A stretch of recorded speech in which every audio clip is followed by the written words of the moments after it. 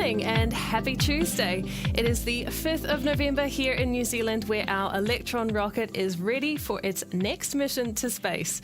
We are counting down to our 11:54 p.m. local time liftoff for today's launch for a confidential commercial customer.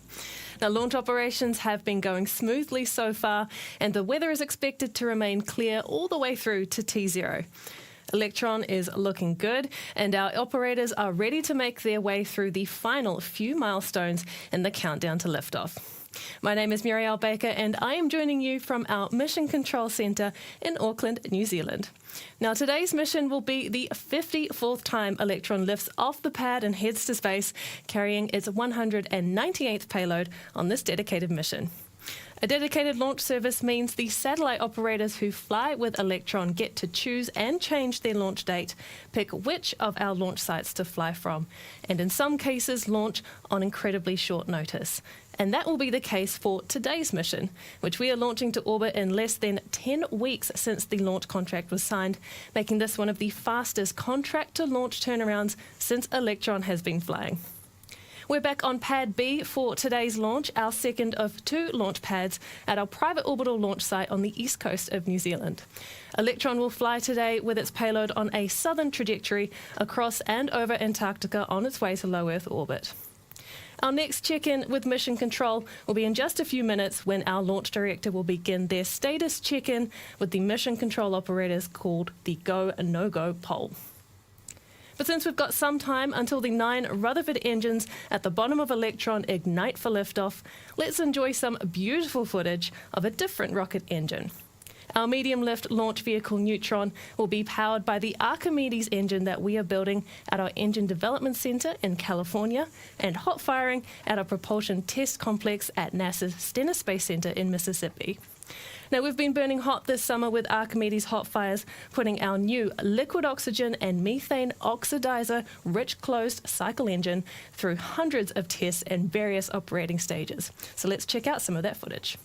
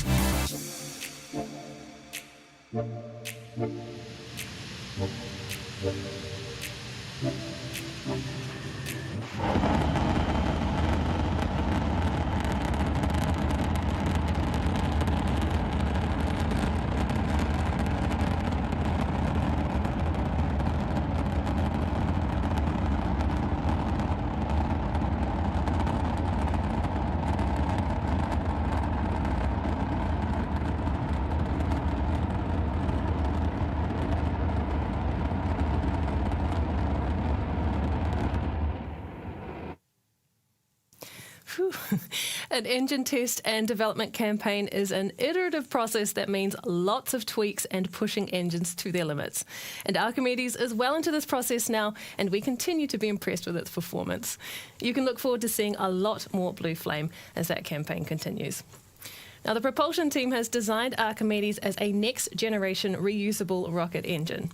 Now, Neutron will fly with a configuration of 9 of these staged combustion liquid engines on its first stage, using Archimedes to launch and land the reusable first stage of the rocket with a combined liftoff capability of 1,485,000 pounds of thrust. Now, Neutron's second stage will fly with a single vacuum-optimized Archimedes, capable of up to 200,000 pounds of vacuum thrust. Now, taking a newly designed staged combustion liquid rocket engine through to hot fires in its flight configuration in just a few short years is a really impressive effort by the team. Because building your first engine is hard, but building the next 10 and the next 50 is even harder. And that's why our production teams have worked in parallel to have the manufacturing and assembly lines up and running for Archimedes. And just recently, we shipped another Archimedes out the door that's already arrived at Stennis for testing, bringing us closer to Neutron's first launch next year. All right, time to get back to our workhorse Electron rocket, the 54th of its kind since our first launch in 2017. And we are coming up shortly to the go, no-go sequence run by our launch director in mission control, Paula Tares Serralonga. Now, we have operators stationed at the Mission Control Centre, you can see on your screen here, and at our Range Control Centre located at the launch site. So at T-minus 12 minutes, our launch director will begin the poll to check that all stations are ready to proceed with those final few minutes of the countdown. And that is coming up now in just a few seconds.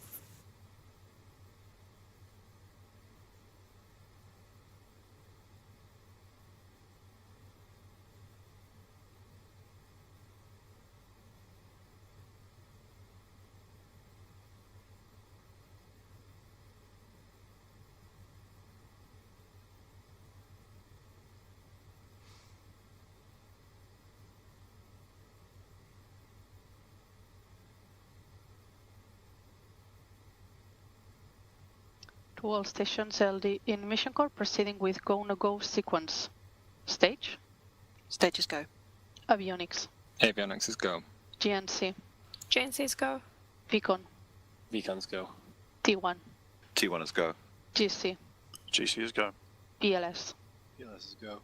RSO. RSO is go. MET. MET is go. MM.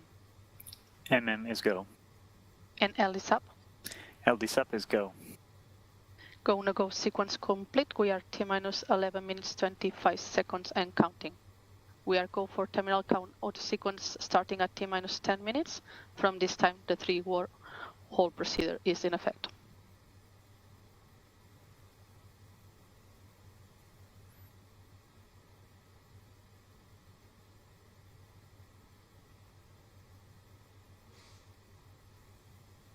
All right, as you have heard, Mission Control has given the all clear to move ahead with today's final launch preparations.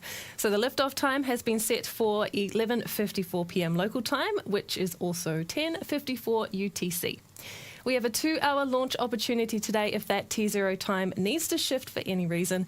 Otherwise, in just under 11 minutes from now, Electron will be off and on its way to low Earth orbit once again for its 12th mission of the year. Now, missions launched in 2024 so far include 2 launches within 11 days for the same NASA climate science mission, the deployment of a rendezvous satellite designed to clean up space junk, a rideshare launch that acted more like a dedicated launch by deploying 2 different customer satellites to completely separate orbits and altitudes on the same launch, and missions either starting or replenishing commercial constellations of satellites that provide Earth imagery and IoT connectivity.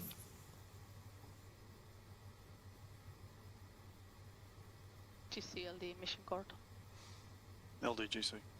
GC proceed with sequence 57, by terminal checks. Understood, sequence 57 in work.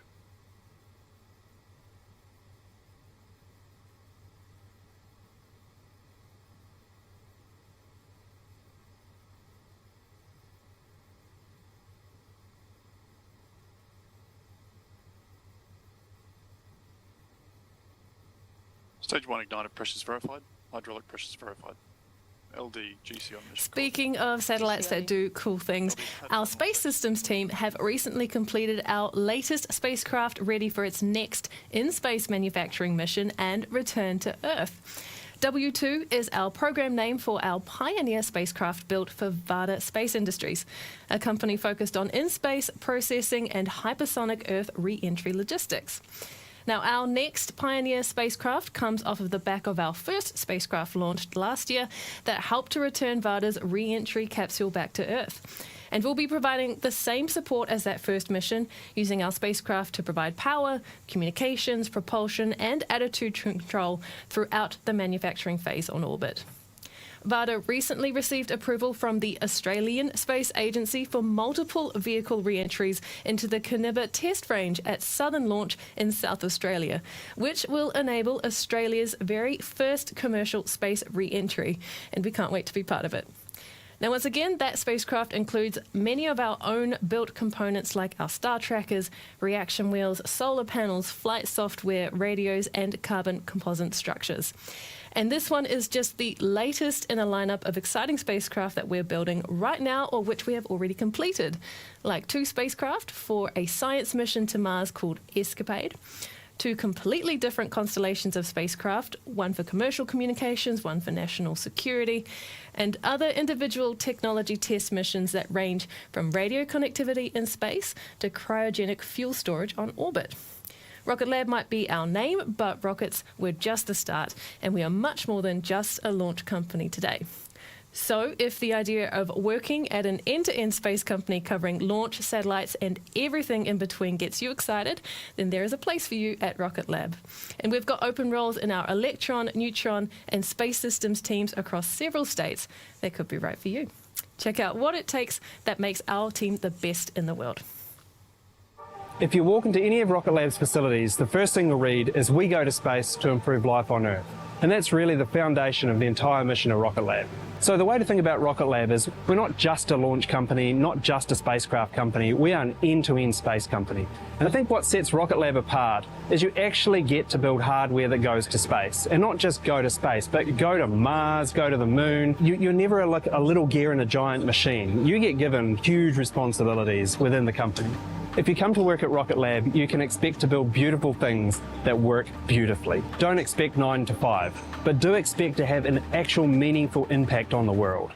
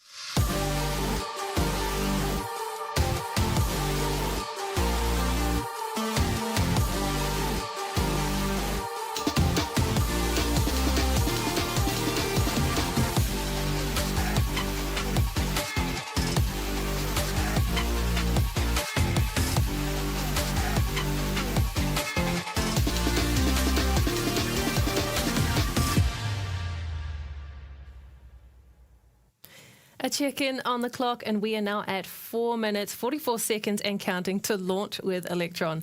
Now, in just a few moments, that countdown will be taken over by the rocket's onboard flight computer from T-minus 2 minutes. Checks are completed autonomously by Electron as it prepares for liftoff, though it will continue to receive liquid oxygen into its propellant tanks up until about T-minus 1 minute and 30 seconds.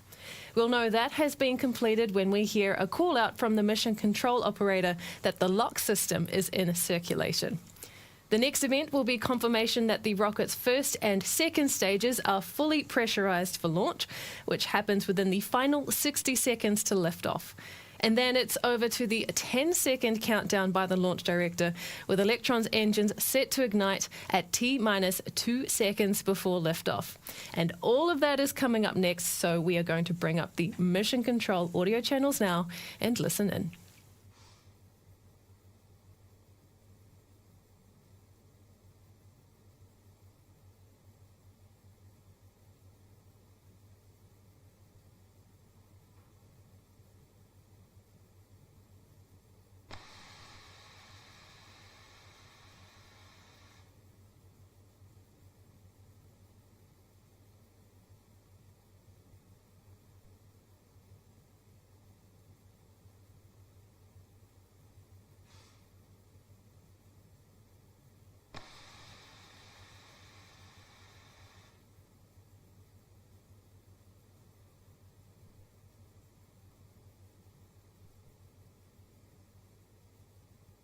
From now, there should be no red flags on your critical LCCs.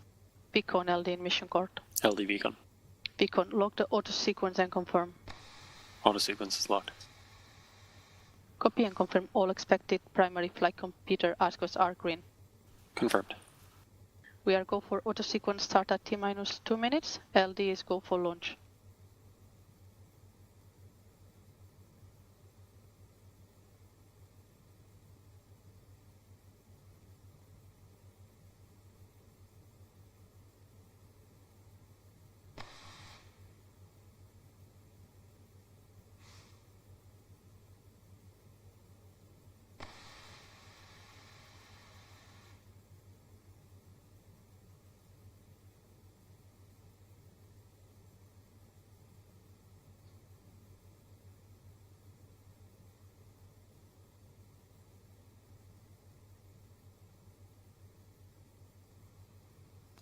The vehicle is fully on internal power. AFTS is green and enabled for flight.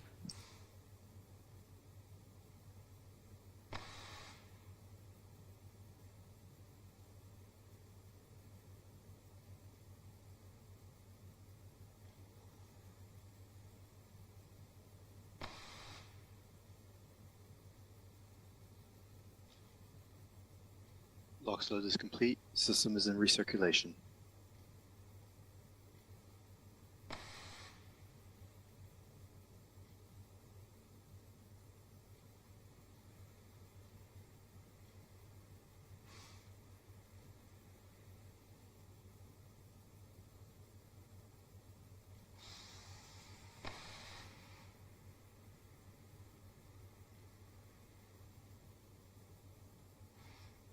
Anti-geysering is disabled.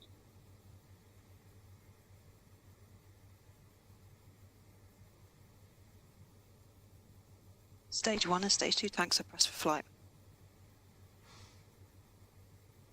High flow engine purge enabled.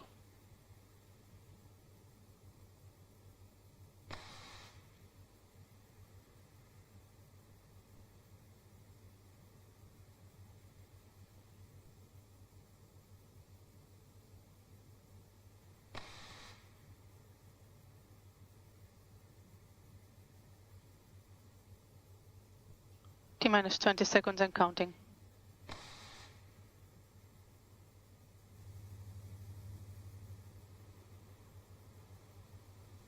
10, 9, 8, 7, 6, 5, 4, 3, 2, 1.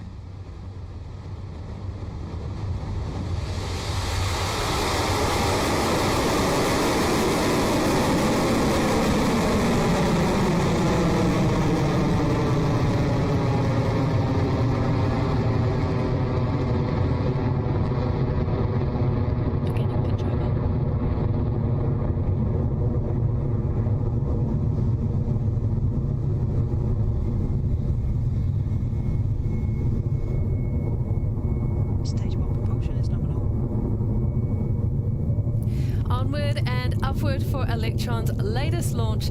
The rocket has now reached speeds of more than 500 kilometers an hour as it approaches its first event, a milestone called Max Q. And this is when the rocket experiences the maximum amount of aerodynamic pressure, also known as the point in the flight when the structural load against Electron is at its peak. It's the guidance, navigation and control operator in mission control who will call out Electron's approach to Max Q and when it has cleared it.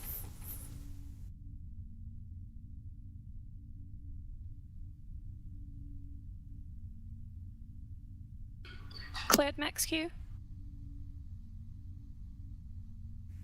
There we have it. Confirmation Electron has passed through Max Q. No. We are now past 1900 kilometers in altitude, traveling per kilometer per hour and past 18 kilometers in altitude. Now, next up are the three key events coming up next: the main engine cutoff called MECO, stage separation, and then stage 2 engine ignition. MECO is when all 9 Rutherford engines shut down simultaneously to prepare for the next phase in flight. And then after those engines shut down, Electron's first and second stages will separate. Now, stage 1 will return back to Earth, while stage 2 heads in the opposite direction to continue onto orbit. Then finally, the vacuum-optimized Rutherford engine on Electron's second stage will ignite to carry on with the mission. And those 3 events all take place in quick succession over just a few seconds. So let's listen in for those calls now.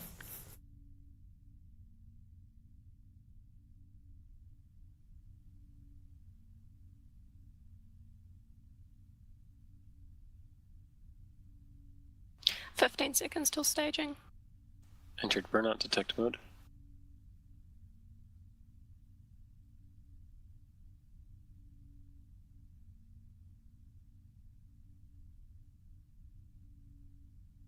MECO confirmed. Stage separation confirmed. Stage 2 ignition confirmed. As you've just heard, Electron has just had a successful MECO, stage separation and second stage ignition confirmed. Telemetry data shows that Electron is moving now at more than 7,800 kilometers an hour, now almost past the 100 kilometer altitude above Earth. It is T plus 3 minutes and 15 seconds into the mission, and coming up next is fairing jettison. And that is when Electron's nose cone will split down the middle and fall away from the rocket in preparation for payload deployment later in the journey.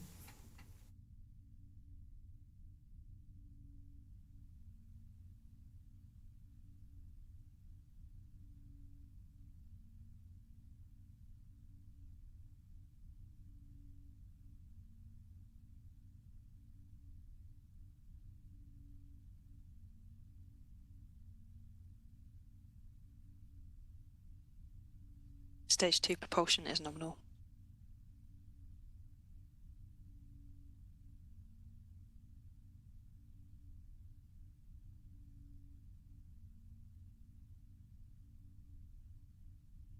Fairing jettison confirmed.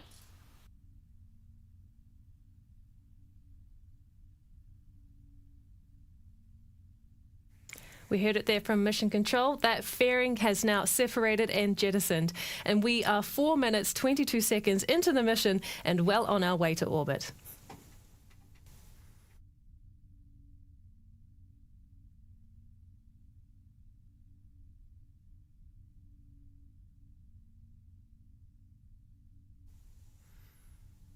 We have another couple of minutes to go with this second stage engine burn. That's the nozzle you can see on your screen that is attached to the single Rutherford engine that is powering that second stage. Now, this engine here has a total of 5,800 pounds of force in the vacuum conditions of space, with a specific impulse of 343 seconds, which is the measure of how efficiently the engine is generating thrust, that force that moves the second stage through space. Now, like the 9 Rutherford engines used on the first stage, this second stage Rutherford engine also uses batteries to power its propellant pumps. And shortly we'll be approaching a launch milestone related to the batteries that is called the battery hot swap. And that's coming up shortly at around T plus 6.5 minutes.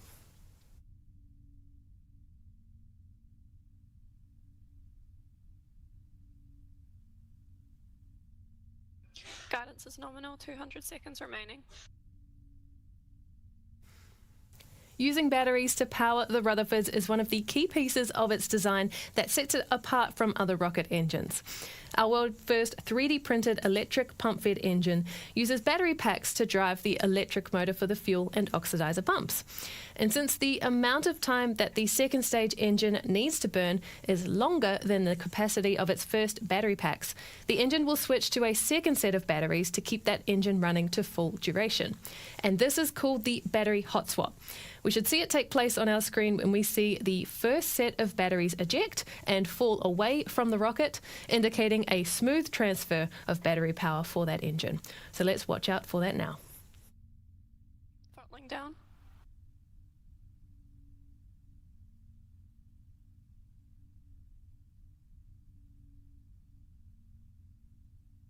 Battery jettison confirmed. Hot swap successful. There we go. That is battery hot swap confirmed visually and from what we just heard from Mission Control just now. The mission is continuing nominally along its trajectory, now past 211 kilometres in altitude and getting close to its required orbital speed of around 27,000 kilometres an hour. AFTS has saved.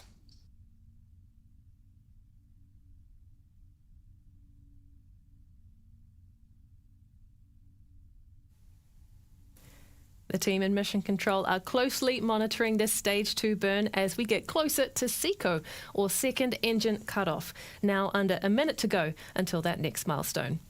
Electron is otherwise continuing nominally and the payload on board remains healthy, and we are now at more than 217 kilometres above Earth, cruising along at more than 19,000 kilometres an hour.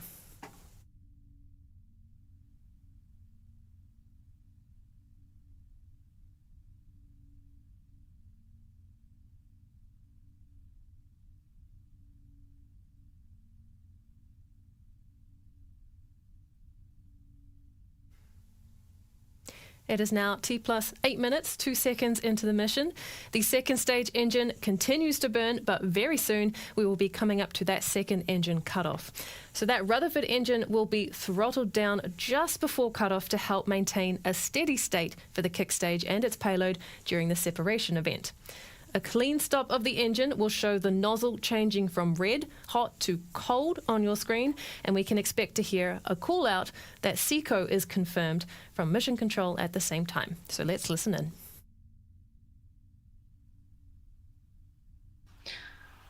Guidance is in terminal, 20 seconds remaining.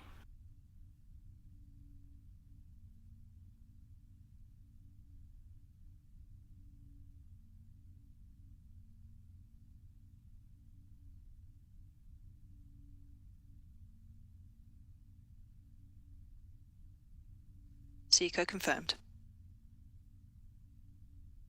Stage 3 separation confirmed.